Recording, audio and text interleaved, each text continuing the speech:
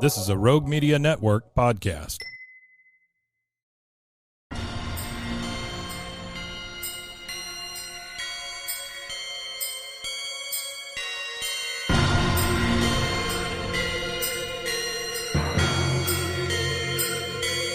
Boobies!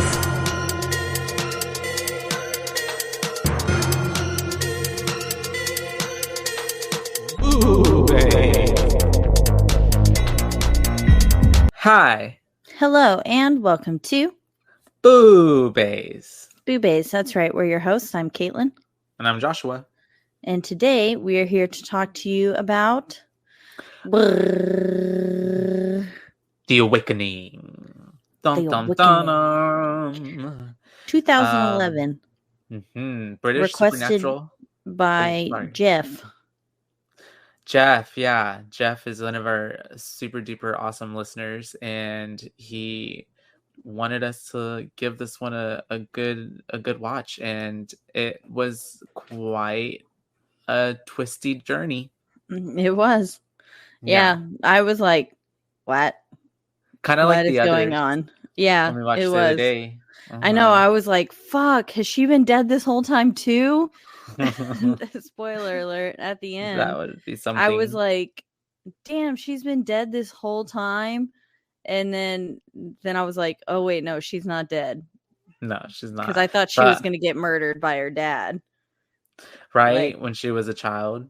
Yeah. Whenever they were replaying everything and like then the little rabbit doll went off, I was like, yeah. God damn it. Now she's dead.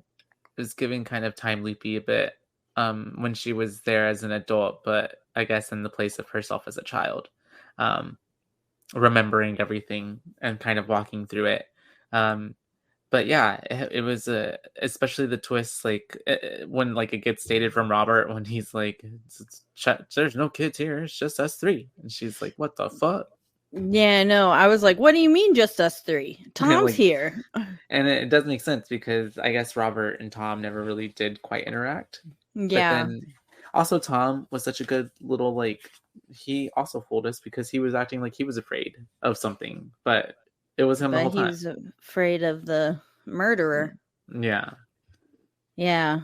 He was a good little actor. I had a feeling he might have been dead just because he looked a little too perfect. Mm-hmm. He compared looked to everyone like, else. Yeah, very like his skin was like porcelain looking. I guess did no other kids ever like even interacted with him now that I think about it, right? Not really, no. Like only he's Maud. always like sitting in the back and then Maud would interact with him like laying in bed and stuff. Mm-hmm. Yep, it was pretty wild. I wonder if that's interesting. I wonder if the boys were paying attention to Neff. Like, was Maud just talking to nothing? Yeah, and they're like, man, that lady's fucking crazy. For real, because there were quite a few times where she's like, they're in front of everybody, like they're around everybody, and she's talking to him. Yeah, but this is directed by Nick Murphy. Murphy. Directorial debut. Let me see what else Nick's made. He's made a few things that I haven't heard about. Primeval, Occupation, television. Okay, so he's in television. It's more television. Got it. Oh, cool. Some television shows. Yeah, it's really cool. And he is the film stars Rebecca Hall. I've seen her. She's like in the King Kong movies, the new ones. Oh yeah. And I don't know. I know I've seen her in like maybe two other things before as well. I didn't really recognize her. I only recognized Imelda Staunton as Dolores Umbridge. Oh yeah, of course. And then I was like, oh, which one? The dude who played and Robert? Dominic West. I recognize. He almost looks like a Mark Wahlberg type. Yeah, or like to me, he almost gives like that dude that almost looks like the dude from Legolas, Katy Perry's husband, Orlando Bloom. The other one that looks kind of like him and adjacent. I don't know his name though, and he was like in The Hobbit, He played a dude in The Hobbit.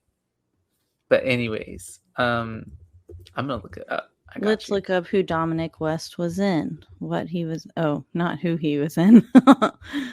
LOL. Movies. Okay, I'm thinking of Luke Oh, Evans. he was in 300. Look up Luke Evans and tell me he doesn't look like Dominic West. Like almost and he was in Mona Lisa Smile. I've never seen that. And Chicago. 28 Days. He was in like a lot of... Oh, he was in Hannibal Rising. That's cool. Mm-hmm. He was in all the Downton Abbeys too. And some of the Star Wars. Cool. Yeah. Oh my God. I'm so sorry. There are big sirens going past. Who'd you say? Luke Evans looks like Evans. Dominic West to me a bit, but that's all. Oh yeah, I can see that. Yeah. Mm-hmm. But yeah, pretty small cast other than like the kids that are there, you know, for a little bit, but then it just kind of focuses on Maud, Mrs. Carthart, Robert, Tom, and I think it's Carthright. Carthright. Cathcart. It's Cathcart. Cathcart. I just called her Florence the whole time. Florence, yes. And Mr. Judd, who unfortunately is a piece of shit. POS, literally. And yeah, we want to. Oh, it's a time period piece, I guess, right? We should say it was set in the 1920s. Yes, in 1921. Mm-hmm. And we open up with some diegesis, and it says observation. Between 1914 and 1919, war and influenza have claimed more than 1 million lives in Britain alone. This is taken from Florence Cathcart's Seeing Through the Ghosts, page 7. Conclusion: this is a time for ghosts. That's right to the point. Yes, so it tells you that we're going to have some ghosties in this film.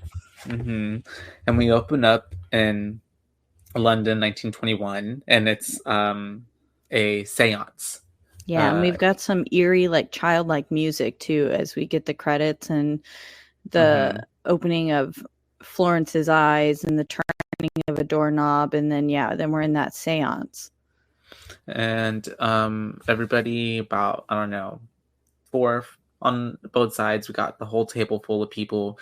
They're trying to so what do you call a seancer? The lead seance person is trying to contact the spirit, I guess, of a child. The medium, thank you, of a child that, or I guess anybody really, right? Because they had a few different people in the room because they were like, someone lost a child or something like that. Yeah, they were trying to. There were quite a few people, and they weren't sure who they were going to connect with. But then they do connect with a little girl, and this woman who was her mother, her candle blows out in front of her, and they're like, "Oh, is it your daughter?" Blah blah blah. And then she looks into, and they like sacrifice a crow. Yeah, and they're like a life for a life and stuff, and she looks into this like big looking glass thing, and starts to see like the reflection of a little girl walking up. I couldn't tell if it was I think it was supposed to look like she was coming to and through it, but soon enough we realized that that's not the case. Yeah, and we just see this little girl's hair get yanked.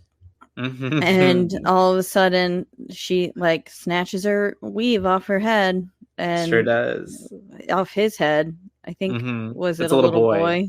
It was totally a little boy. Yeah. And Miss Florence just starts debunking things left and right. She's like pulling off like the like string under the table that made the lady's candle go out, and like showing the blood packs that they used instead of actually sacrificing a crow and things like that, and just showing all of where they basically fucked up and made it very noticeable that they were crooks. Scamming. Yeah. She calls them charlatans and bad ones at that. Yeah, she says, you're all charlatans and poor ones at that. Mm-hmm. And I was like, damn. She was like a boss. The way she knocked it all out, like in a matter of seconds. And the dude even tries to pretend like she gave him a heart attack or something, and then she pricks his finger. Yeah, she just stabs it like under his little nail and stuff. And I was like, she's like, I love how she was like, oh, look at that. Another miracle. Yep. It was funny. But basically, we learn real fast that Miss Florence has a reputation. She is an author, and she is a kind of famous ghost debunker, world renowned, like a ghostbuster almost.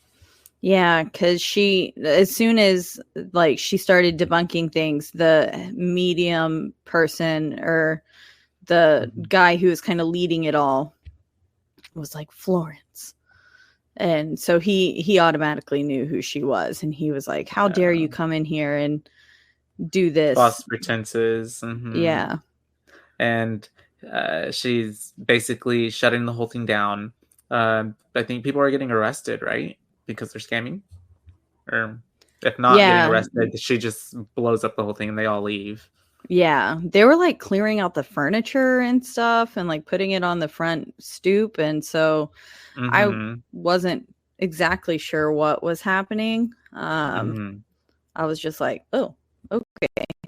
And then she's talking to her friend. Yeah. And then she just gets slapped by that lady, the mom. Who she presumably helped because she was getting scammed. I know. I was like, I feel like I would be thankful if somebody exposed people faking like my daughter's death and like, you know. I think she was that desperate for like a connection. Exactly. And she just really, really wanted and needed to see her daughter. And like no matter if it was real or not. Because she asks Florence, you've clearly never, or states, like, you've clearly never had a child, have you? And she was like, no, I didn't think so. Bitch move, though. It's kind of savage. Just came in I love how Florence had a really, like, good, shocked face. Like, just genuinely, like, what the fuck? Excuse me, bitch? Very speechless. And so we have then her going back home. She's at home, right? I think. And then that's when we have her kind of talking to the fam. Aw, kitties. Talking to the fam bam a little bit. And say meow. Then we have a knock at the door. Meow meow. Meow meow mix. Say meow. We have a little knock at the door, and it's Roberto. Yes, and he is. He is at the door, and she thinks that he's like just some like person who wants autograph from her book, and she's like totally like, basically like, you shouldn't have really come to my house for this, but here you go, and like, let's make this quick. Thank you. I'm glad. Yeah, she just opens the door and is like, sees the book in hand and is like, okay. Yeah. Let me wham bam, thank you, ma'am, get this done and signed and get you out of here. Because she was like, you came to my house? Like, what the fuck? Yeah, very much like that. And so then he's like, well, I don't even want your autograph if you're going to treat strangers like this so rudely. I wasn't here for that at all. I actually don't even like your book. Suki, stop. He's like, it's trash. Yeah. But he says one of the ladies at the school really likes it. And she sent him. Yeah, so much that she keeps it next to her Bible on the shelf. And so he ends up telling her that he would like to basically hire her. He needs some help, essentially. Doesn't really give too much information at this point because we do get cut off by her mom, her adopted mom, who's like, she's actually not taking on any more work right now. but even though the dad is like, hold up, we got bills to pay. What you talking about? And so they kind of hear Robert out a little bit, but not too much, because then we cut to what's her face, Florence, kind of having a little bit of a moment with her mom, and her mom is like, me and your dad see the toll that this job takes on you every single time. That you take on a new whatever client or debunking, and Florence is basically like, yeah,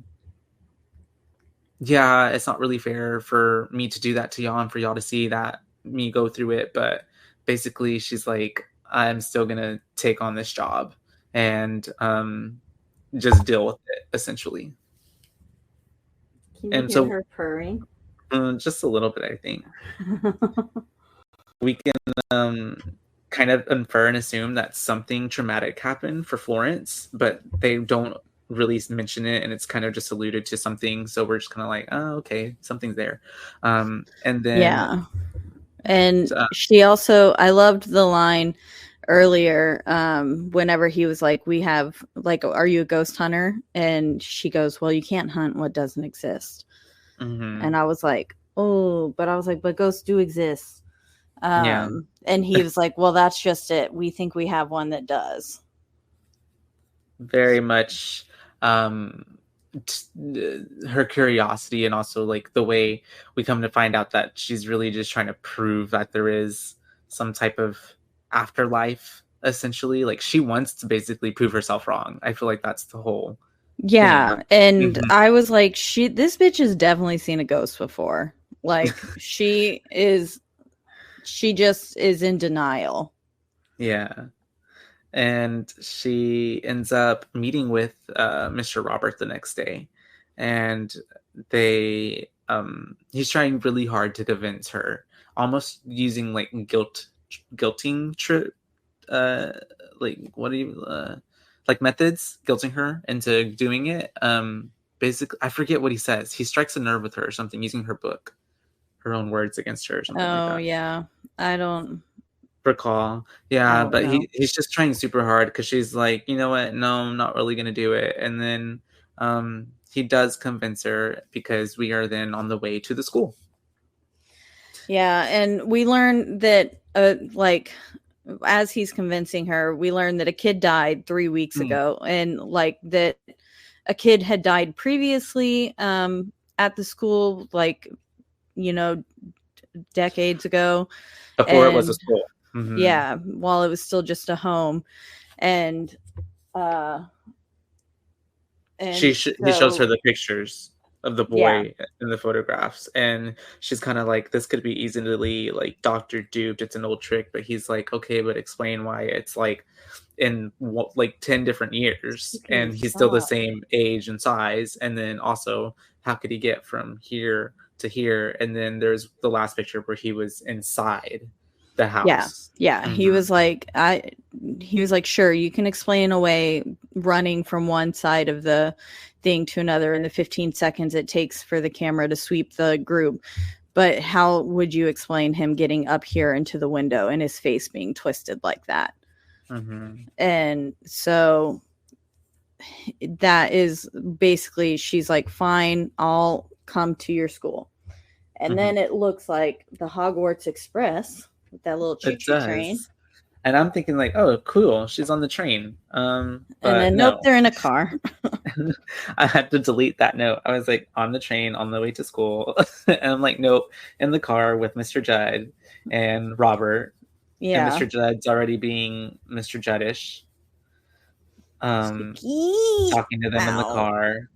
She just like today clawed my lap, and she like put her front paws into my leg and then hoisted herself up.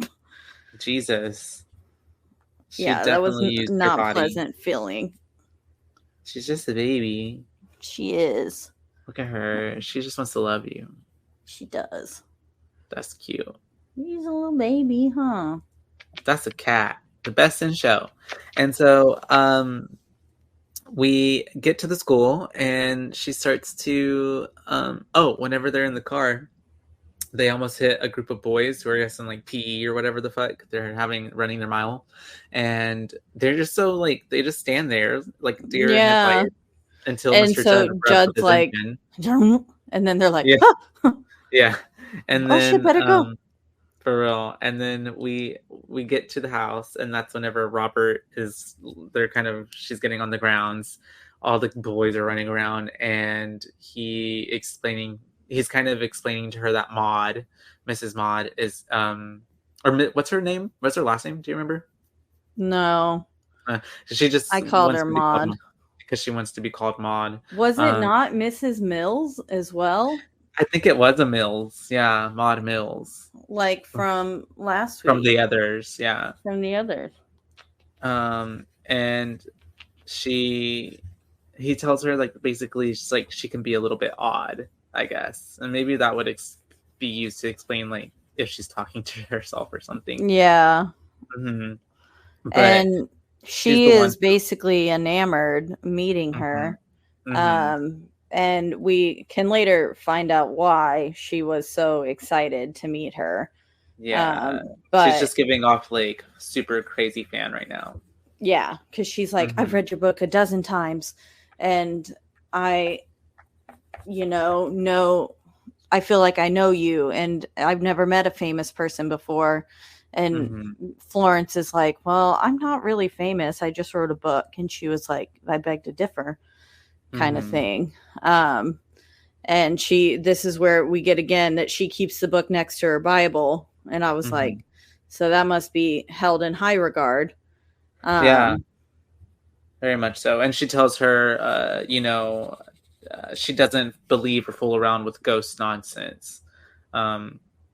I think she's just trying to tell her like she kind of believes the same what she believes. I don't know.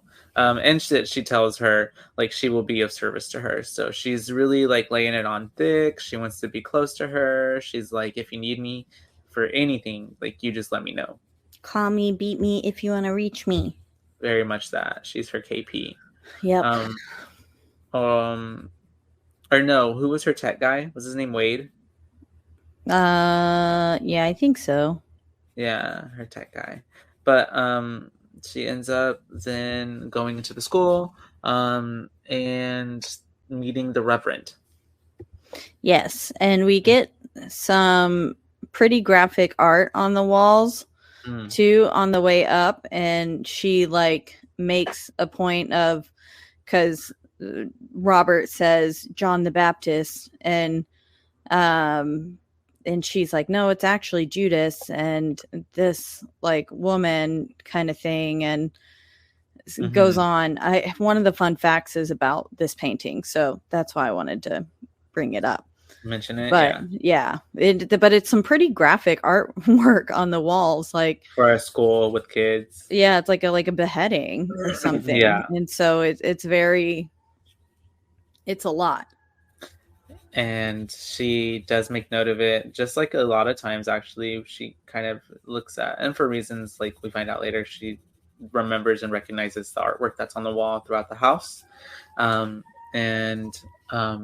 We get to that Reverend, and he's like, oh, okay, you must be the ghost lady, and essentially charging her with fixing their problem, and either figuring out whether it is a ghost or figuring out what boys are up to mischief. Yeah. And we get a comment here, as we do multiple times throughout the film, about her being an educated woman and like the problems that come with being an educated woman. As if women shouldn't have the ability to be educated. Yeah. Multiple At times. the end, there's a comment that's like, it was really stupid. Yeah, I wrote it down, so I'll quote it at the end. But I was like, God damn. For real. And she was right there. Yeah, and that's I know. But then I was like, maybe did she die? That's what I thought, like she was a ghost. But no, I think he was just that rude and oblivious to the fact that she was right there. Because no one really interacts with her except for Mallory or Robert. Robert, and I refer to him as Mallory the whole time because she called him by his last name for most of it. And so, and then like whenever the like shower scene, the tub scene happens, and she's like, Robert, I know you're there. I was like, who the fuck is she talking to? Like, are you exposing yourself to a little kid right now? Like, what's going on?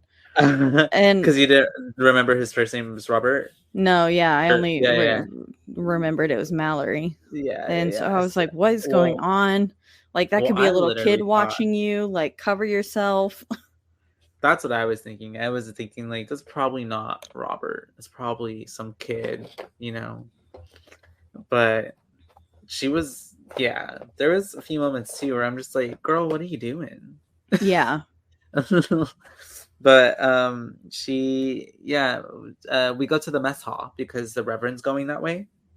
And she takes her stuff and she can see, like, where all the kids eat and stuff. And we get there and immediately we see that there's like this bullying situation happening because whenever this one kid, Victor, goes to sit at the table, all the boys are like, oh, here he comes. And as soon as he sits down, they all get away and walk away, including and then Tom. He just puts his little head in his hands and is like so upset. And I was like, oh, poor little kid. Felt bad for him. Yeah. And then, but she takes note, but doesn't like really do anything about the situation. Yeah. And they move along outside to where Walter's body was found. Or where, I think his body was found. And she's looking around, kind of observing, and she finds one of the little eyeballs for his teddy bear. And she was like, did Walter have a bear or anything like that he cherished? And they were like, oh yeah, we found his toy bear on his bed when he was dead. Yes. And then that's whenever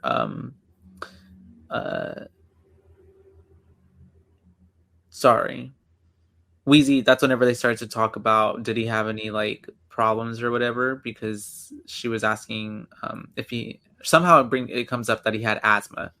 Yeah, so they went into the bedroom and they looked at his bed and it had a big stain on it, and she goes, was he bullied?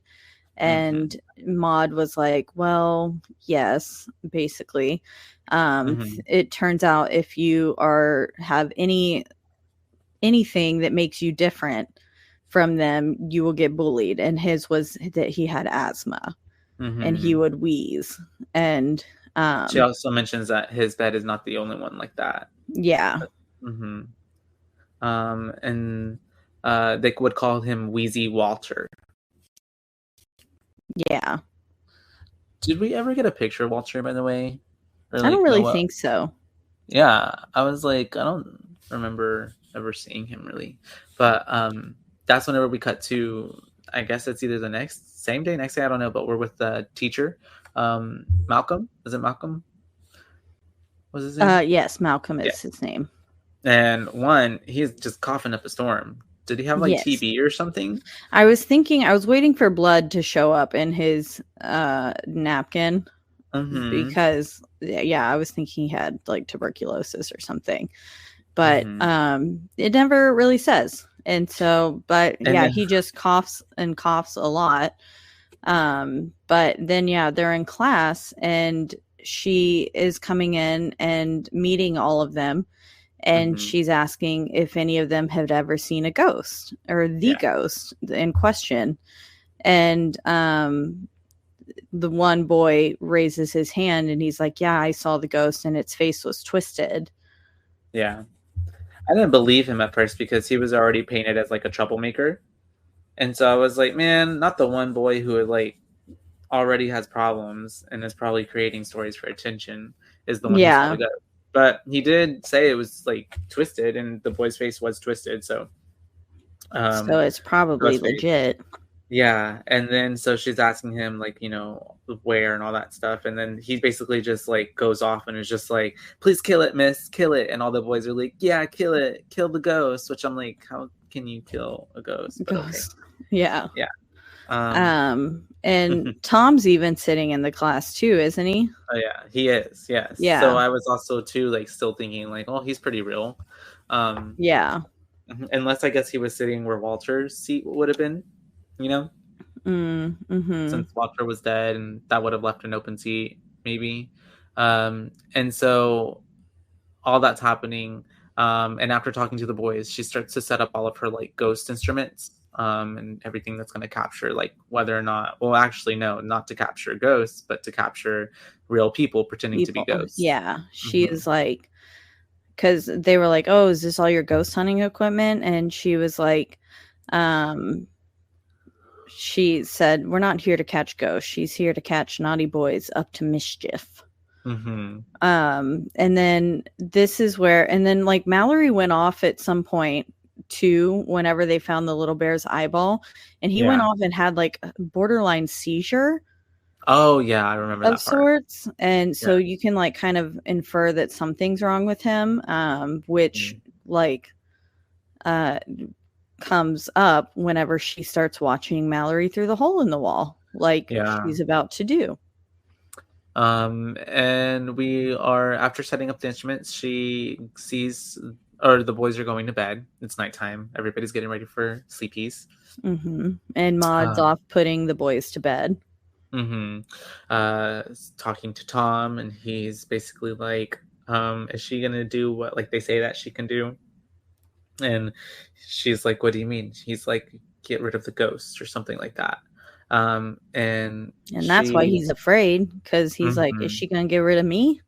I'm the ghost. She says, she just is basically comforting him. And then yes, we cut to, it's kind of like everyone at night. It's kind of showing what everybody's doing, and Miss what's her face, Florence, is looking through the hole in the wall on it, which also to me is just like, this is so like, why do we have a hole in a children's boarding school in the wall? But anyways, to the bathroom.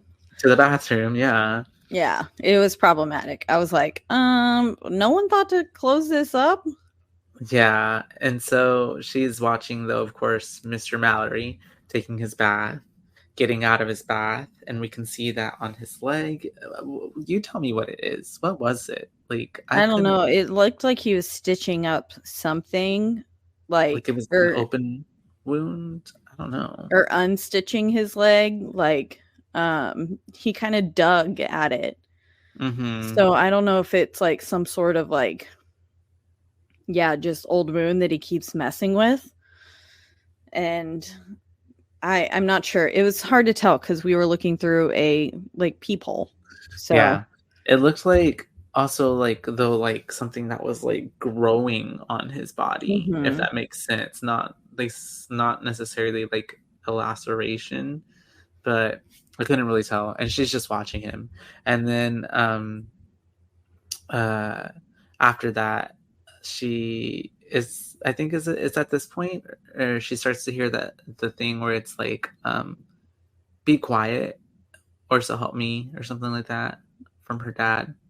I know we hear it like a few different times, like peppered throughout the movie. And like the most, just randomly, it happens. And we're like, okay, she's hearing this male's voice saying like, be quiet, or so help me, or I'll make you be quiet, or something like that. Yeah, and I just figured that was one of the like Malcolm walking through, but that would make sense that it was her dad. Oh no, because it's exactly verbatim what he says at the end when he's talking to the mom. Okay. Yeah, it happened so like fast that I didn't pay any attention to it. No, and didn't peg it as a ghostly thing. And then and she's watching Robert, and then the bell goes off. Yeah. And she is walking through the house. She finds a drawing of a hanging, like a little someone playing like hangman or something. And that will come back into play later. I just thought maybe one of the kids were being rude and like drawing her as being. Me too. Seriously. Hanged. And I was like, oh God, that's violent. Freak her out. Yeah. But then she's walking through some of the rooms following some noises, and we see somebody sitting on one of the pews, the little benches on the like chair as she walks past, but as she turns back around, there's no one there. Yeah. And then this is where she's looking like in a mirror or something, or the window, and something moved behind her and starts setting off all of her bells. And she's running, chasing this being through the house, makes it to the housemaid's store, a little like office and room, and it's basically a dead end. She follows the footprints, like she did kind of like a Paranormal Activity thing with like the flower, and followed the footprints to this room. And then there was no one in there, but there was some like whispering and stuff coming from this little corridor, like vent situation, passageway. Yeah, so do you think they were like going through the like a secret tunnel situation, because she couldn't find them? She kind of just gave up. She was like, all right, like I know it was them, but yeah. I think they were moving through, because we find out later that the house has a whole bunch of secret tunnels. So yeah, I think they were. And one of those, that makes it like in a passageway, like what she was using, like her own, and that makes sense. And yeah, it's the next day, and the boys are getting called into some room, and they're making them put their feet up because she's spraying this chemical on the bottom of their soles, because whatever she put in the flour or any, like she had it set up to where. At first though, she finds the giant dollhouse. Oh, my bad. The first one, she finds a giant dollhouse that looks like the you're right, my bad. It looks like the manor itself, kind of. And she finds 3, I think, throughout the whole movie. 3 or 4. Yeah. And it like they're in different rooms. Every time. This one is relatively empty as she's looking through it and not really finding anything. But then as she goes to close one of the doors, we get the twisted face little boy pops up over her shoulder, and it scares her. And then, she's like, what the fuck? And she then goes, and this is where she starts spraying their feet with, some sort of substance to, I guess, make it glow like purple if there was flour on their feet. Identify the culprits. And she gets all the way to Victor, and Victor's feet turn purple. Yeah. And then he's like, they told me to do it. Like, they told me that I wouldn't be bullied anymore and stuff if I just did this. So, like, I had to do it. And then Malcolm comes in and starts basically turning the tides and putting the blame on the other little boy, and is about to beat the crap out of him with his little cane. But Miss Florence stops him from going any further, and she kind of puts 2 and 2 together, because she smells on Mr. Malcolm that he has like a balsam type of like aftershave or cologne, and she's like, you wear this balsam, whatever. And I also smelt it on, like, because Walter's we saw her bear. earlier. Smell the bear. And I was like, why is she smelling the bear? And then now I was like, oh, that's why. Yeah. And she also smelled it on like some windows and some doorknobs or something like that, and then on something else. Yeah. And she was like, you saw Walter the night he died. You were with him. And he was like, basically, I guess he was trying to scare Walter, or like tried to scare him like straight, or like, make him a man, and scared him so much that he went into like an asthma attack and died. Yeah. Yeah, so there was a perfectly reasonable explanation for poor Walter's death, and how the bear ended back up, how the eyeball ended up where Walter's body was, but then the bear ended up back in the bed and stuff like that. It was all, she was able to sniff it out. But literally. Literally. But then she's, oh, sorry. What happened? Oh, well, then I was going to just move along to, she's in the woods and meets Mr. Judd with, and he's got a rifle. And I was like, she's playing it remarkably cool right now, because if I ran into a strange man in the woods with a rifle, I would be Running. shitting my pants. Yeah. Yeah, no, it's because she left church early, and he's like talking to her basically like, "Oh, you left church early," and then he's like, I see the way you look at me and the way you look at Robert, and just because he went to war and like fought for the war and whatever, and then he's basically talking bad about Robert, and she's like, "How dare you? Like, how can you insult him when you're a lesser man?" Because it's already been inferred that he had whatchamacallit, pretended to have like a gimp leg or something, so that way he wouldn't get shipped off to fight in battle with the rest of the men who got drafted. Well, Robert Mallory said that he used to have a limp, and he used to do something else too, that to try to pretend, at least. And but now he walks perfectly fine and nothing is the matter. And I think he insults him more at the second time they meet in the woods with the rifle. Oh, maybe. Oh, my bad. You're right. My bad. But basically he does say it's not the living you got, or it's the living you got to watch out for, not the dead.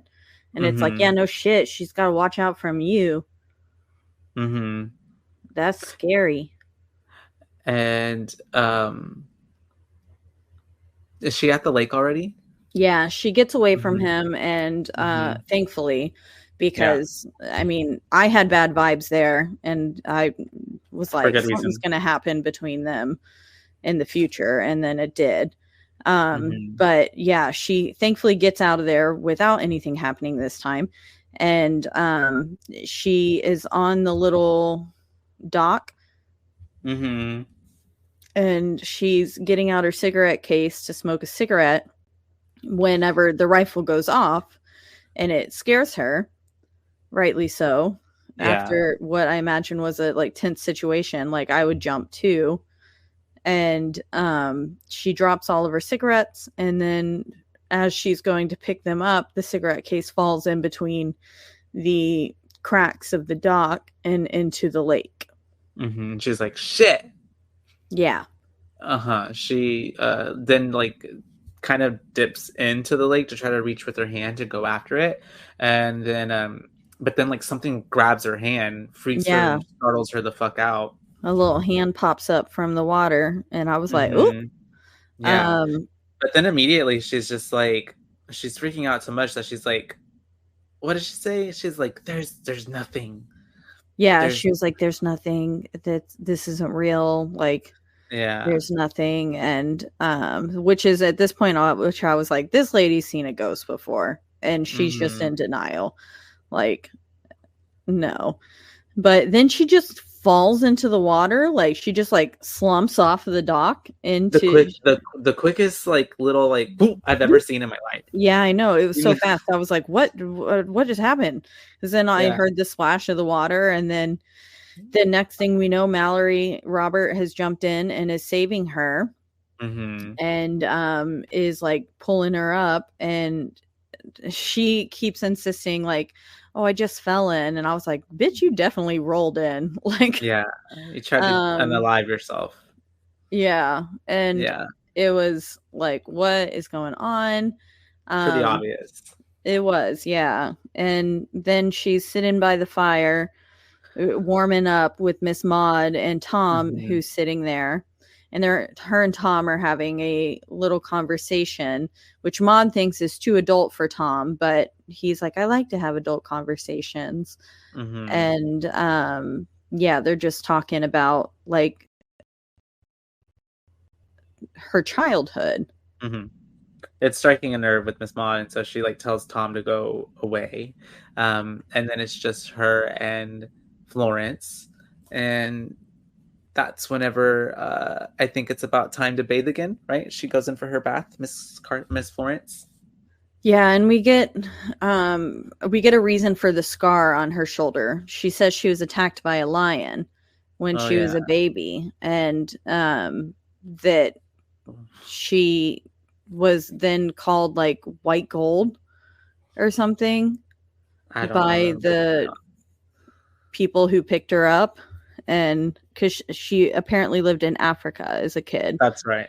And got attacked by a lion. And yeah, then the people who picked her up called her white gold. And she was like, I don't know where my parents were and stuff. And, but yeah, so she was telling that story. And that's when Maud was like, no, Girl, let's that's not a talk lie. about this no more. Cause yeah, your whole life's a lie. For And real. we don't need to uncover that quite yet. Which is really funny though, because like, what baby gets attacked by a lion and lives? Yeah. Literally. And so she takes her bath, and I'm like, why is this water so milky? Is it like maybe she had some little oats or something she put in it? In there? Yeah. And Because she oats will make your water turn milky. And then the does oats it? themselves like kind of sink. Yeah. And is it like soggy when you're sitting on it on your bum? Yeah. Do they like Not stick really. to you? It takes a while because it's not like boiling hot water. It Oh takes a yeah. while for them to actually get mushy. That's interesting. What do the oats do? I think they're good for like soothing the skin. Oats are really good for like dry red skin and like moisturizing you and soothing dry, itchy, like flaky skin. Ooh, leaves you all smooth. Mhm. Just like Miss Florence is trying to get, and then it's like such a kind of long scene of us just like camera up on top of her watching her in the water and not really Yeah. doing anything. She's just kind of like having like a cathartic moment, I think. And I then was worried because we watch her hand slip down a bit. I thought we were going to get like a masturbation scene. oh, I think it was heading there, to be honest. But then she Here's realizes, something. and then she realizes and remembers about the peeping hole, and she gets out, and she like is kind of covering herself, but then she's like turns around and is like, No. And just right? Is that not? drops everything. Yeah. And then she's like, I know you're there, Robert. Please don't go away. Please don't go away. Yeah. And I was like, who's Robert? Yeah. I was so confused. But I also was just like, girl, like that's probably a little boy in there watching you. Like, do not expose yourself. And so she gets all the way to the hole and looks through it, and it's no Mr. Mallory to be found, but we do get her little ghost child brother watching her. Yeah. And he's like, wow, gives us a little jump scare. Twisty face pops up, very reminiscent of like The Ring. Yep. With their faces, how they all twist up and stuff in the pictures, remember? How they every time they take a picture, their faces are like swirled. It kind of reminded me of that. Almost like yeah, very much so. It reminded me of something else, but then it like went whoop right into my head. But sorry. No, you're good. And it's all spooky right now, and she's freaked the fuck out. And like as she runs out, she finds another dollhouse, right? She goes into her room and she chases him up the stairs and into this little room with a dollhouse. And I loved how she was like running her ass off up the stairs, and we just see him walking up each stair. And I was like, oh, so Michael Myers. Like, he's like transporting himself up the stairs as he needs to. But yeah, she gets in there and then she finds the second dollhouse, and this dollhouse has little miniatures in it. Yeah, and spooky because they're of her. Yep, and it's showing her in different scenes since her being there, like her looking through the peephole at Mr. Mallory, and even his little scar. Yeah, his scar was there too. Yeah, and it showed everything, like very detailed, and I was like, "Oh God!" And it's very creepy. Yeah, it was very unsettling, and and then she finally gets to the top room where she finds herself looking in the dollhouse. And in that moment, as she's like, it pans back a little bit and we see that there's a felt figure behind her. So she turns around really fast and is like, but there's no one there. But then the door like slams or opens, right? Yeah, it opens. Yeah. And this is where, again, I was like, this bitch like knows about ghosts, and she's just like, she's so in denial. Mm-hmm. She is, because at this point she is having all of these crazy things happening to her, but she's still trying to like disprove it in her mind, or like tell herself that it's not actually happening, even though she is genuinely terrified. She then, I believe, starts to go looking for something, right? Does she find the bunny? Is this where she finds the bunny? Yes. Yeah, Because one of the temperature gauges goes off, that's or what it is. something like that. I think it was a temperature gauge, because she said one of these like areas is now significantly colder than than it was just like 5 seconds ago. And so she is looking for a secret passageway, 'cause she's like, there might be a like corridor or something. And sure enough, one of the little panels in the wall just opens up to this corridor, and she's now crawling through it. And then she finds this little rabbit baby doll that's dressed up, and she pulls it back out, and immediately on Tom's face, he is like, oh shit. Yeah, when he sees it. Yeah. And she is not recognizing it in this moment, but she is recognizing the nursery rhyme that is on it, because it was not audible, in my opinion. I couldn't tell at all what it is. And she was like, it's saying, ladybird, ladybird, fly away home. Your house is on fire. Your children are all gone except for one. And I was like, some morbid children's. Yeah, some Grimm brothers tale. Shit. Yeah. Because I was your house is on fire. Why would you put that in a doll? Like, and the doll was like a human doll, but with a bunny head. Yeah, like, it was already kind of weird. I mean, right up your alley. Because it had, I know. I was like, it looks like something that would be in my house. But yeah, it definitely gave like a toy from like Sid's house from Toy Story. And Tom is so spooked by it. He's like, once he like runs away because he's so scared of it. Yeah, because he thinks the ghost is after him. And he's like, yeah, he's very afraid. So she goes and finds him. And they have a little chit chat. Yeah. And Tom was saying, like, I used to have make-believe friends, or that he does have make-believe friends.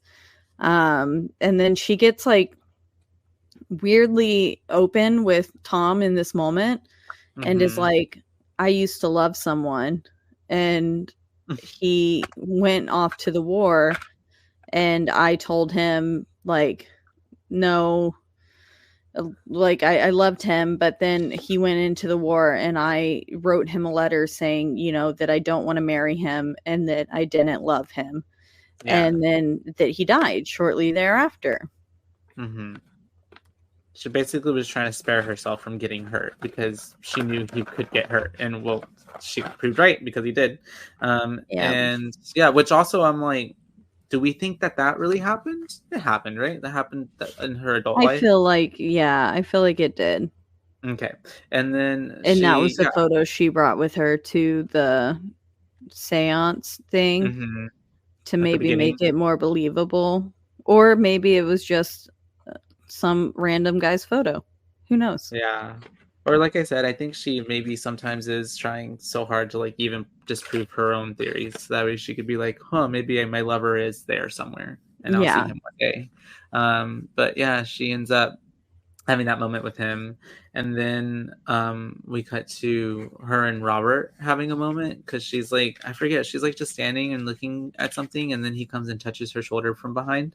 Yeah, he like confronts her about something. And I think because he overheard, did he not? Yes, he did. Yeah, he came up at the bottom of the stairs and overheard them talking. So he's confronting her about that whole situation. And then, he just puts her hand on her shoulder, and then she kind of nuzzles his hand and like leans into it. And I was like, what? Yeah, Okay. because I was like, they share a tender moment, I guess. they do. And then that's whenever they do that little thing, and then we cut to someone goes off on Tom. Um I think it's what's her face. It's Miss Florence. Yes, yeah, because I think Mallory leaves, and then she sees a little boy running outside, and then hears a giggle, and then all of the like, they almost looked like wind barometer kind of things, but this like the arrow on the top of whatever it was, that ghost hunting thing, all of them started pointing like directly at her. Yeah. And this was kind of one of the first moments where I was like, is she dead? And but she set herself up. And then she is hearing the like marbles going down the stairs, and she starts blaming Tom for it, and she starts like losing her mind on Tom whenever she sees a man behind her. And then Maud kind of like intervenes and is just like, I don't recognize you right now, like you're not yourself, like basically I guess getting onto her for yelling at Tom, because she was like, he's innocent, like he ain't doing nothing, like he's been with me, or he's been over here the whole time. And then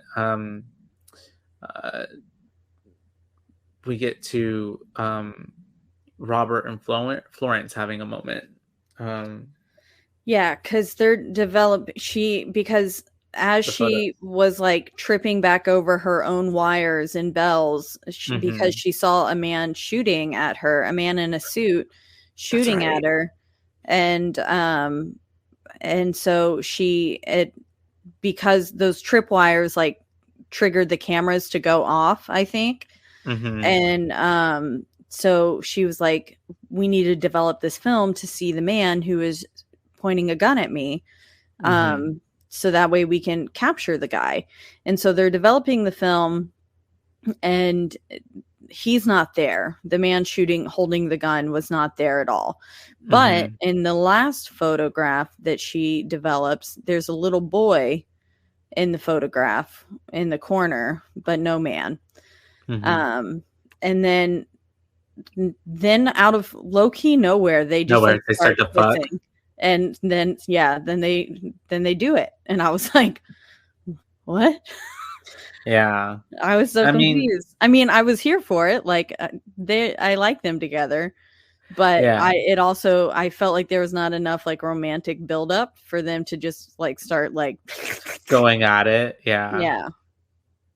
I guess she definitely had built up the like, she was kind of lusting for him a bit, because like obviously that whole shower scene, whatever, dating scene, but I guess he just went along with it. Yeah, because there wasn't much on his side. So there wasn't like, it's not like they were flirting heavily the whole time, or like, putting moves on each other. It just, it kind of came out of nowhere. And then that's whenever, I think after they're doing it and they're just having their like bed pillow talk, they start to hear the bells ring again. Yeah, and this time it's not one of her bells, it's one of the household bells that you can ring from your room, like if you're sick and you need something brought up to you, and they know which room it came from. And it says it's coming from the East room, which it ends up being Mallory's room, Robert's room. And so he goes up to the room whenever he sees that it's his room, like pinging, and he's like, well, that's fucking weird, and goes up there. And while he goes up there, Maud is talking to Tom, right? And is telling him to stay in the room. Yeah, because Maud's going to check. And she's like, you would just stay in this room. And then we also got like a little flash of Judd still out in the woods with a gun. And but then we're back with Florence, and she is sitting there laying down still and just kind of like happy with the moment that just happened. and is like looking longingly at the like spot where Robert was just laying. And then all of a sudden this face is like, wah, on the out of pillow. the pillow. And And she loses her mind quite fast because she just starts ripping it up to she shreds. destroys it. Mm-hmm. And then what does she find in it? She finds her little cigarette case holder that she lost earlier in the film in the water. And so she's like, what the fuck? And she freaks out, as one would, I guess. Yeah, and I would be pretty shocked. Yeah, because she's kind of getting like gaslit by ghosts in a way, like they're making her crazy. Yeah. And so she ends up running out of there because she leaves and she's going to look for. Is she looking for Robert or Tom? She's looking for someone outside at this point. Yeah. And then Mallory she gets found. gets locked in his own room. That's right. And Tom is playing. No, you're good. Tom is playing with the ping pong ball now against the table. Yes. So like we get the scene of where like everybody's kind of doing something different. Robert's trapped. Miss Maud is looking for, I guess, Mr. Robert himself. Or no, she's looking for Florence. And then Florence is outside now. And then that's whenever she gets met by Mr. Judd outside. And he's like, I've seen a lot of things here through these windows, but never nothing like that. Basically implying that he watched her and Mr. Mallory's sex scene. Yeah, because they were in a dark room because they were developing film, but as he laid her down, the like curtain got ripped from the thing and exposing, they did it right next to a window. Yeah. So Judd saw all of it. And then this is where he gets that whole discourse about him being like insulting Mr. Mallory and saying like, you know, he's no better of a man than me because he went to war. And then this is where Florence gets pretty pissed off. And she was like, how dare you say that about Mr. Mallory? Like he gave, you know, he could have given his life. And I think she was also a little triggered from, I believe, what was a true event for her with that previous lover. Oh, yeah, that's right. Her own lover going off and dying in battle. I didn't even think about that. But yeah, she's very much kind of like talking back to him, one, and then he doesn't like that. And not one bit, because he starts to go after her and he starts to attack her. Like, yeah, he like smacks her in the face and like bloodies up her mouth. Yeah, hits her with the butt of the rifle, and then he is like trying to kill her / sexually assault her, and it was a gross scene because then he's like drooling all over her. Yeah, and it lasted quite a while too. And it's unfortunate because she did try to fight and get away, and she kind of did, but then he caught up to her and very much overpowered her. And was like, while she was unconscious, he was like groping her and like starting to unbutton her shirt and stuff. But thankfully, little boy, Tom, who we later figure out, pops up, twisted face boy, pops up and scares him. And it was like, ooh, thank goodness, just in time. Yeah, because she's then able to get enough leeway to hit him with his own rifle. And then she kills him. Yeah, by hitting him with one blow. Yeah, and I was like, damn. Whenever she was like, I think I killed him, I was like, oh, you did? I thought you just like, knocked him unconscious. Yeah. Same. But yeah, so this is where she runs back in to the house, gets Robert and Maud to come out. Robert's like, Maud, go draw a bath. Like, we need to get her situated. And Robert's like, I'm going to go handle this. And then this is where she was like, Robert, don't tell Tom. And he was like, what the fuck are you talking about? Yeah. And he is like, it's just us three here. And then you see all of our faces go, what? Because she's like, what the fuck? Yeah, I love that. Her reaction was so kind of our reaction. And you kind of get like this little like she goes inside and she starts to hear like someone writing on like a chalkboard, and then it says the quote from the nursery rhyme where it's like all of her children were dead, all except one, or something like that. Yeah, all the children are gone except one. And we just hear someone calling Mousy. Yeah, and then so she starts going through secret tunnels and finds another dollhouse. And instead of going to the bath like she was supposed to, but she finds the other dollhouse, is starting to look at it. I was really worried there was going to be a scene of, like, if she looked in it, that there would be a scene of her and Mallory fucking. Oh my gosh, like no. two little felt dolls like on each other. No. I was like, oh no, please don't tell me anyone else saw that. Well, other than Judd. Other than Judd, yeah. And which I wish he wouldn't have either, because that caused another set of issues. Yeah. But yeah, so then all of a sudden she like gets this feeling and hears noises behind her and looks around, and we see this little pale arm pop out. And then the little twisted face comes with it, and he's just walking, and then he passes behind some things, and then he comes out as Tom. Yeah, and she immediately is just like, oh, you can control that? And he's like, sometimes I can and sometimes I can't. And is basically explaining to her that he wanted to tell her sooner, but I think Miss Maud told him that she needed to remember on her own or something like that. But he's basically telling her, like, you need to remember. And then so she starts to get like all these memories flooding back to her. Yes. And he says, like, this is the only way we can be together again. And I was like, again? What the fuck do you mean? And he also said that he didn't mean to scare Walter that night. And I was like, oh, so he did have something to do with Walter. And it wasn't maybe just Malcolm. But yeah, and so he says this is the only way we can be together again. And he was like, you're starting to remember. And as she's starting to remember, we're getting flashes of scenes of her as a child in the house with Tom, with her family, and we get like pictures of like a dead woman and stuff. And this is where I was like, is she dead? I was like, has she been dead this whole time? Like, not again. Yeah, I was like, they got me again. I was really waiting for it, I guess. But she wasn't dead. But she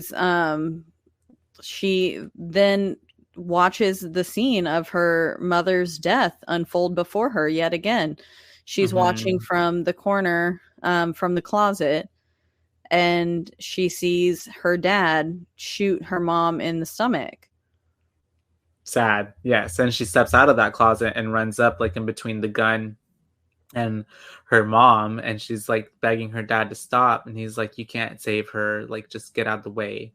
And he ends up shooting the mom dead again, which of course sends her running away. And then he like is going through the house yelling that he knows her hiding spots and he's gonna find her. And so he's calling her little mousy the whole time. He's shooting through the house as well, through the walls. And she ends up going to this one spot where the doll is. Or she had the doll. No, the doll was just there. She's going to this one spot, and Tom is there, and he's hiding, and he's just like telling her to be quiet. So she like is trying her best to be quiet, and she holds the doll, but somehow, I don't even know how, somehow the string gets pulled on the doll, and you hear it start to say its little nursery rhyme. And the way his eyes just got so wide. Yeah, he was like, he knew they fucked up. And he is just like, oh shit. And we just get not a video. We get to see the father outside of that little corridor, and he is pointing the gun, taking aim, and just shoots. And unfortunately, Tom's little body falls out of the closet, the cupboard, and she's left alive, but not without we find out that scar on her shoulder was actually from the bullet, like ricocheting off and like coming through the cupboard. So like the wood chunks coming off like hit her and made her have that scar. Not a lion. And the dad is like so appalled by what he's done, because he obviously loved Tom more, because he was a boy, I guess, that he shoots himself in the head. Yep. And she watches and Suki, she's just a baby. She is. She's like not wanting to go down onto the ground. She was like clawing onto the chair with all of her might. And she was like, no, you can't put me down. Take me now. That's cute. She's just a little baby. Yeah. So we see what happens, and basically all this shit that she blocked out of her memory. And so she literally blocked her entire childhood. And then we're sitting with Maud and Tom and her at the like dinner table, and Maud, we find out she's still on the stairs, I guess. Yeah, and they're on the stairs. We find out that Maud is Tom's mother, and also she was like her wet nurse and stuff, and like raised her, and so basically her mother. And what does wet nurse mean? Do you know? What is that like? I think it means maybe she like nursed her. That's what I was thinking. Like she actually nursed her. That's crazy. I mean, not crazy. I guess you do what you got to do, but also, how do you like milk a child that's not yours? How does your body know to? I guess because she had Tom around the same time. Yeah, that would make sense. But yeah, she's getting her all this body probably just thought, man, this is a hungry baby. Still eating. And the milk. She is explaining everything to Florence and how this was kind of basically the only way that they could get her in and remind her of her past, because she knew that she had blocked out all those horrible things, and just needed her to remember. Yeah. Because I guess she loved her so much and Tom missed her. And then she's in the kitchen, and that's when she's talking to Robert. Yeah. And basically, and Maud is there, and she's like, you saw him. And then Robert steps out for some reason. I don't really remember why, but he steps out, and then Maud is like pouring them some sherry. And she is like, Florence is like, I remember somebody telling me that this will make them cross and sick. And Tom kind of smiles because he is the one who said that. Yeah. When earlier that Robert and Maud were sharing a glass of sherry. But then she pours it out for both of them. And they both start drinking it. And they're talking, and Maud is just basically like, this was the only way that we could get you here and for you to stay here and be back with Tom. Because Maud knows best. And she's like, she's like, I'm leaving. What are you talking about? She's like, no, sweetie, no, you're not. She never says it, but then Florence looks at the bottle and of course realizes that she's been poisoned. Yes. And I was oh shit, did she just poison them? And then I was like, oh my God, she poisoned both of them. And so Florence calls for Robert and says, Robert, get it here. I need something that will make me sick. And he runs to the medicine cabinet that it has to be the furthest medicine cabinet away on the face of the planet. Yes. Because also has nothing in it. Yeah, he was just running and running. And I was like, how far away is this fucking medicine cabinet? But he finally gets there, and then there's nothing in it. And so she's talking to Tom, and Tom, she's like, I can't stay here with you. Like, I'm happy knowing that, you know, you're here and stuff, but if I die now, my soul will not be happy. Yeah. And so she's like, please, you know, don't let me die. And so Tom goes and gets the medicine. She's like, this is where it is. And he goes and gets it, and she drinks it. And Robert comes back in just in time to like see her passed out on the ground. And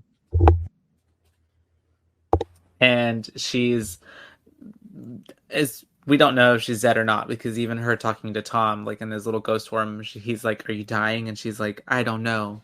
And so then we cut to it's the next day. And she kept saying, like, at one point, sorry, she said, I just need to close my eyes for a little bit. And I was like, no, don't close your eyes. Don't do that. I was like, you're gonna die. And so we're kind of left in the dark, because it's now all the kids are returning back from the break, and she's kind of walking through the halls, and it seems as though, like you said earlier, nobody is interacting with her. So I'm like, I guess she's dead. I don't know. And then she ends up, and this is where we get the line that says, ladies' minds often can't cope with further education. And I was like, God damn so it. dumb. Yeah. And then she ends up going outside and meeting up with Robert. What an ignorant idea that. Yeah. And this is what also made me think she was dead, because he goes, are you there? Or I can feel you there, basically. Yeah. And I was like, but then she grabbed a cigarette. Yeah. And I was like, is she dead or not? And then I was like, because I feel like no one else is reacting to her. I don't really know. I think it's left for us to kind of maybe be not so sure on that. I don't know. Yeah. And but then she says the line, not seeing them is not the same as forgetting. So I guess that Tom and Maud's spirits hadn't been seen since, and she didn't. They crossed on. Yeah, now that they had each other, maybe they just crossed on and went out together. But yeah, so she was saying, like, it's not the same as forgetting them. Like, we definitely haven't forgot them. We just can't see them anymore. And then that's basically the end of the movie. That's the movie. That's it. And we're awake. That we have awoken. Let's go and can we go into her old life got awakened. That's what happened.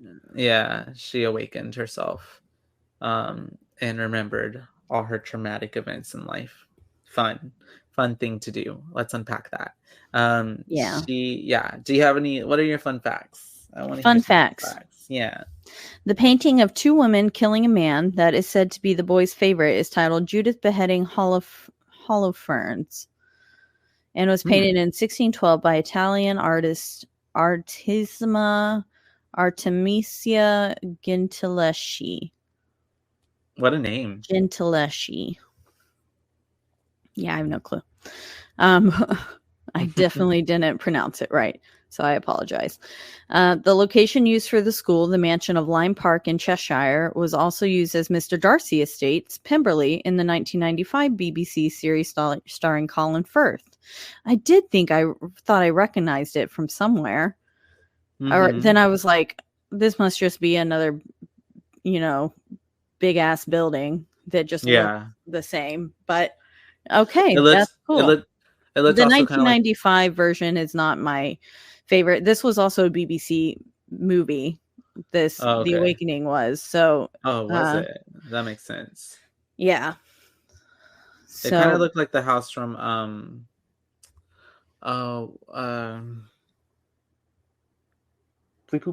X-Men. The Last Stand, or not X-Men, the First Class. Remember Charles Xavier's like house, the kind mansion. of like mansion thing. Yeah, I don't know. Yeah, but anyways, big house.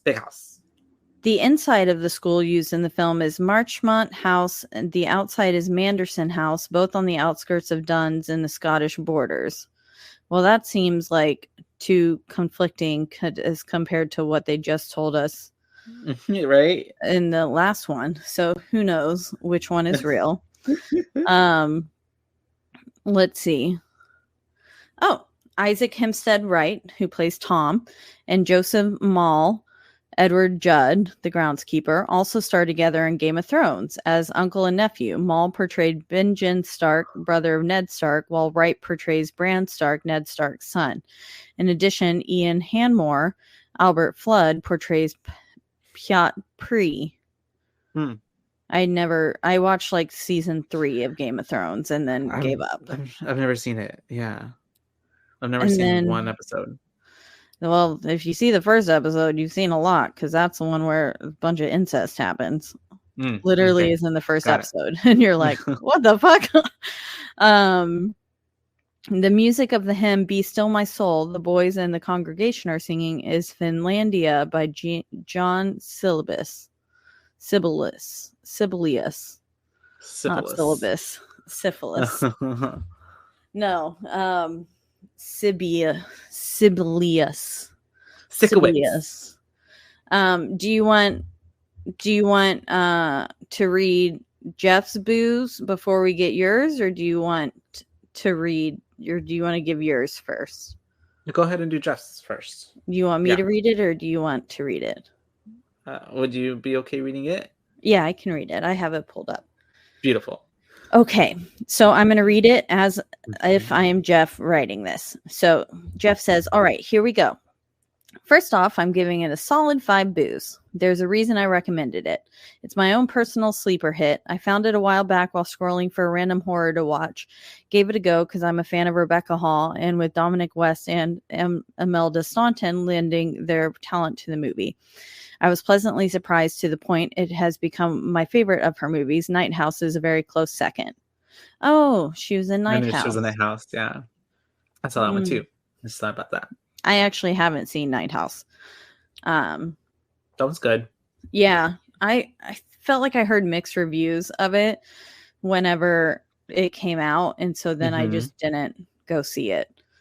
But anyways, Jeff goes on to say the movie did an excellent job with the atmosphere, and I really liked the camera work in the movie. Yeah, the camera work, I didn't have any qualms with it. I thought it was good. And it had that, like, it had a, like, filter on the film for the most part, making everything a little more dreary looking. Yeah, kind of almost like a film noir type of vibe, or like a or Twilight. Twilight, The Grudge. No, not The Grudge. What was it? The Ring. The Ring. We watched The Ring. Oh, yeah. The Ring was blue. Yeah. He says, tension was built in an effective way with regards to the supernatural, and I really like how the story unfolded.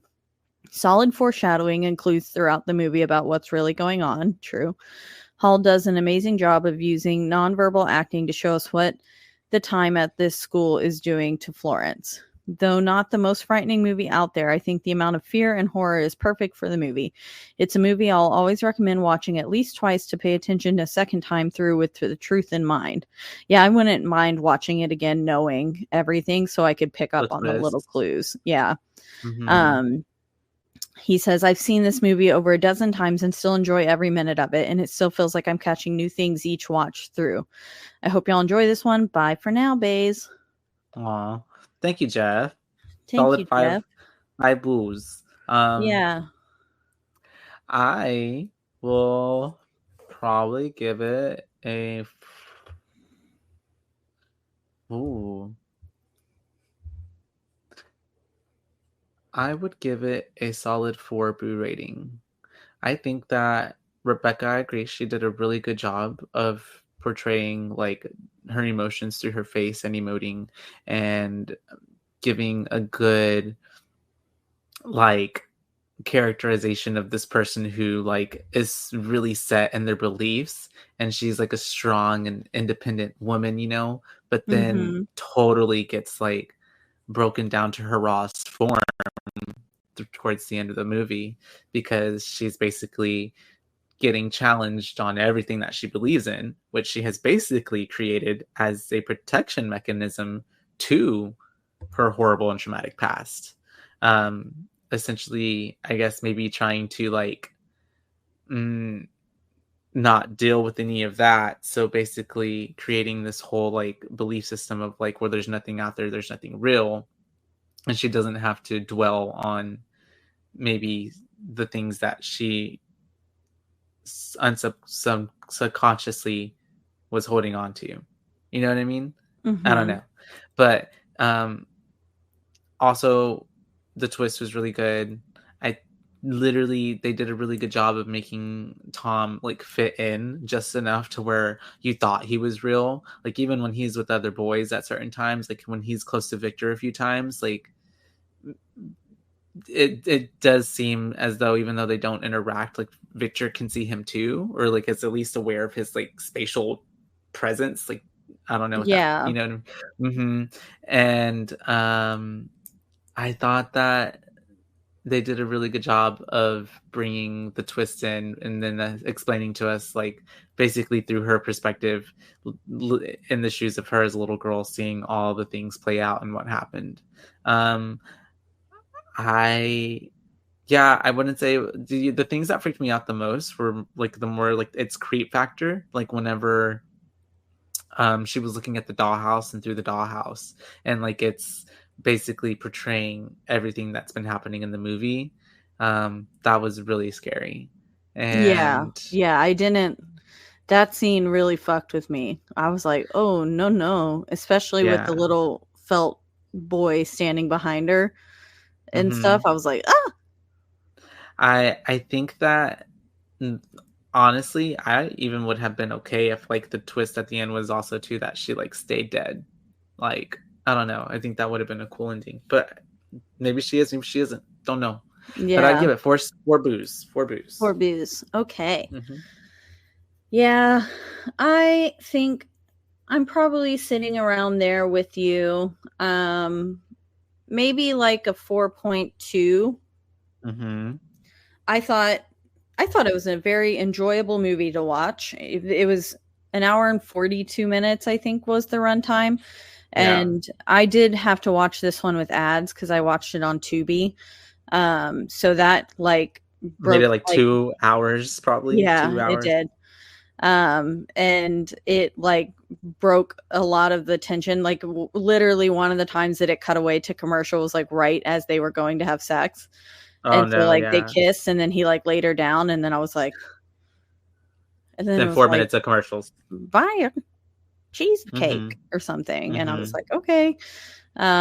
So it was, yeah, really, really random commercial placements. But I thought it was still a really enjoyable film, even with it being, slightly longer. And I thought all the acting was fantastic. I thought they did a really good job of putting in, like you said, like having Tom blend in with everyone and um, making him seem like he really was part of it. And then at the end, potentially with her being dead, also blending in Mm-hmm. and like interacting enough, but like also just not enough to make you really understand what happened. I thought that was pretty cool. Yeah, part of me like wants her to be like dead, but then I do think that he saved her. Yeah. So I don't know. But yeah, I think I'll sit around a 4.2 as well. I thought it was really well shot. I thought it was clever going at it from the idea of debunking everything Mm-hmm. and like not automatically believing and then it actually being real. I think that's pretty cool. I always like ghost shows and stuff that actually try, like, this is why I'm a fan of Ghost Hunters and not so much of Ghost Adventures, because Ghost Hunters really tried to debunk everything. Yeah. And Ghost Adventures is more like, he got Sensationalized. scratched. Yeah. And Mm-hmm. very sensationalized. And so I liked the idea of coming at it from a debunking standpoint. Because like if there is a logical explanation for it, cool. But sometimes like there are things, like I've had so many things happen that are just not explainable. So supernatural. Yeah. Also, I have a correction to make from last week whenever I said that the cemetery on the grounds, and my mom had nightmares of the children calling to her. My mom had a nightmare of an entity tossing her around the room, and it turned out that entity was my Uncle Dave. My mom and them were looking through pictures. I guess my Uncle Dave wasn't hanging in the hallway. That was just like my pawpaw and Gopo and everyone. But then they were looking through pictures in the attic, and one of them was the Uncle Dave. And my mom was like, that's the person who was tossing me around. And my dad was like, oh, he died here. That's crazy. Yeah. And so that's a little update on Spooky Story. I'm finally getting all the facts right. It's just taken me 3 weeks. So that's okay. But, and yeah, his name was Uncle Dave, not Uncle Dick. So Uncle Dave, we got it. It's all making sense now. But yeah, so we've got a solid 5, a 4, and a 4.2. Maybe I'll make mine a 4.25 to make math a little easier. How does that make that easier? I think it makes it a 4.5? 3. Okay. Because your 4 kind of brings it down. My 4.25 brings it up a little bit. And then the 5, yeah, maybe a 4.45. A 4.45 sounds appropriate. Yeah. I don't know, man. I don't either. And that'll be our final word and rating on The Awakening. The Awakening, a 4.45 from your boobays and Jeff. Thank you, Jeff, for thanks, Jeff. it. Yeah, for allowing us to. I had seen it before, but I seen it a long time ago, and I think I fell asleep towards the end of it or something, or I don't know. Or maybe I watched it when I was drinking, so that's why I don't remember most of it. Oh yeah. But yeah, solid movie, solid film. Once again, we're always getting taken care of by Rogue Media Network, and they are recording us right now, even though we are not in our lovely studio. But you can follow our show and all their other shows on roguemedianetwork.com. That's right. And if you want to listen to us or any of those other shows, you can do so on a slew of podcasting platforms, but the biggest two would be Spotify and also Apple. But wherever you do listen, don't forget to rate, review, like, and subscribe. That's right, because that is the only way we can get ahead in this world. And if you want to reach out to us, let us know your thoughts on The Awakening. If you want to let us know what movie you think we should cover next, then please reach out to us. We do have an exciting guest coming up here in a few weeks, so be on the lookout for that. And yeah, we've got some fun holiday stuff planned for y'all. Yes. But reach out to us on our one social media platform, which is Instagram, and that is at BOOBAES, because we're your boobays, not your boo babes. That's right. And yeah, just let us know what movies you want to cover, and stay tuned for exciting guests. Because we have some things planned for y'all, and I can't believe that most of this year is already over. Anyways, I know. So that's it's wild. It has by way too fast, to be honest. It has. But until next time. Until next time, you guys. Bye, bays. Bye, bays.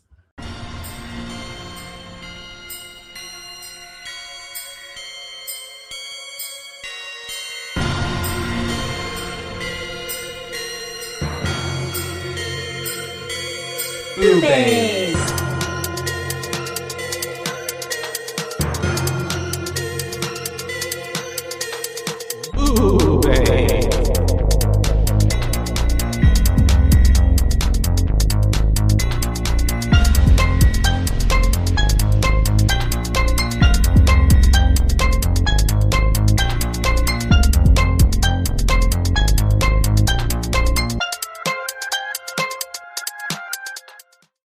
This has been a Rogue Media Network production.